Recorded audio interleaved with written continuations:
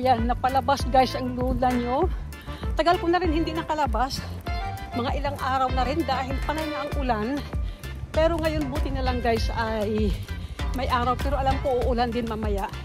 Pero nagdala naman ako ng payong at hindi naman ako guys magtatagal sa city. Kasi chinik ko yung mga gamot ko. Wala na pala akong gamot guys mamaya pang 2:00 ng hapon. Kaya sabi ko nung kanina kay Lalabdi, at saka kay Lalabdi, takbo muna ako pupuntang butika before mag-live para may gamot ako mamaya. Ayan. Alam, grabe itong ano ko guys. Parang pinawisan ata ako. Hindi naman ako tatakbo guys. Pero hindi ako tumakbo dahil naka-flat lang ako guys. Ayan, naka-flat lang ang dulan niyo. Pero mabilis lang ako pag lumakad guys. Ayan. Pipilisan ko itong lakad ko para makahabol ako guys sa live ko mamaya. So ayan guys, punta ako ngayon ng butika. Tapos pag may time pa natira guys, punta rin ako, bibili ako ng Colgate.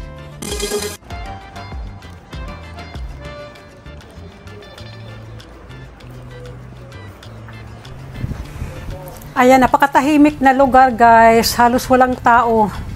Kasi di ba guys, sinabi ko sa inyo, pag sa atin pa, nasa baryo kami nakatira guys. So ayan mga lalab, dito na tayo guys sa loob ng mall.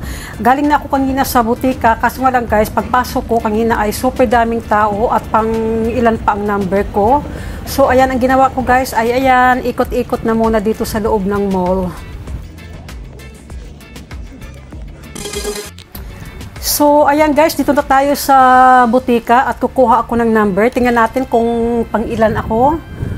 So, ayan ang number ko guys. Tapos, aywan ko kung ano na ang number na tinawag doon.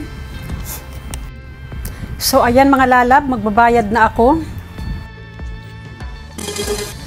So, ayan, natapos na ako guys sa butika. At ito naman guys, dahil may kunting oras pa si Lula na natira. So, at nalaala ko ay naubos na pala yung eyeliner ko. So, kaya pumasok ako dito. At bibili ako guys ng eyeliner pang paganda. Minsan guys, pag pumapasok ako sa mall, ito ang isang tindahan na iniiwasan ko talaga guys, na ayaw kong pumasok.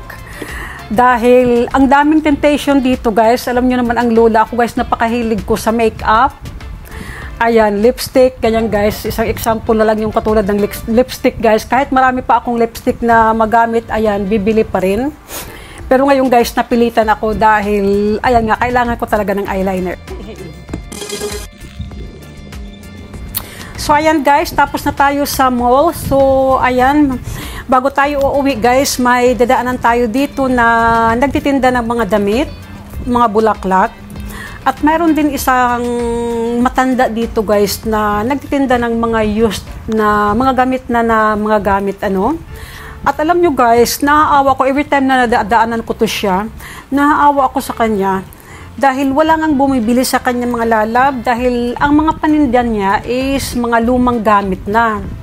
Kaya ang ginagawa ko guys minsan, ayan, binibigyan ko siya ng cash. Kukunti lang naman, hindi ito guys Swedish, parang ang sabi ni Daddy ay taga Hungary daw. Ayan, nakita nyo naman guys yung mga paninda niya guys, ayan mga luma.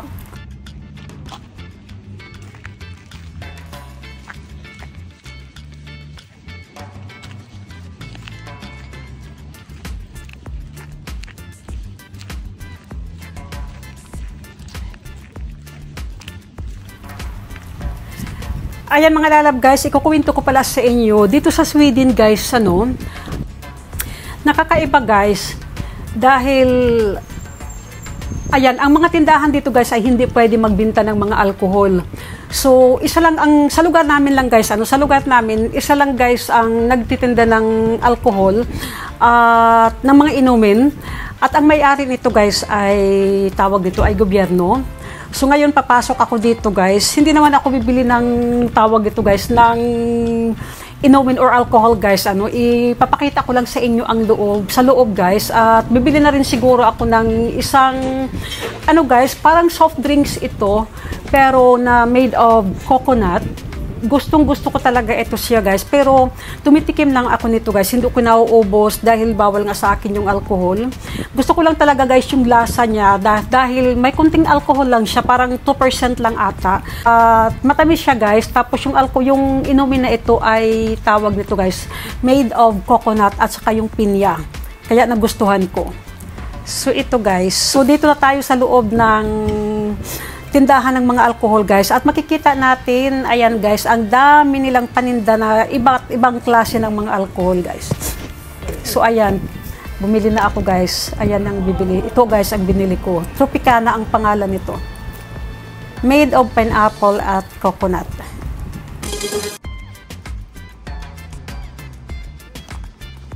So ayan guys, pinawisan ng mami. So ayan, tapos na ang short lakwatsa ni mami guys. Wala akong nabiling Colgate. Ang nakuha ko lang dito sa bag ko ngayon guys ay bumili lang ako guys ng eyeliner at saka tawag nito guys, yung gamot ko. So ayan, malapit na tayo sa bahay. So see you guys. Bye bye.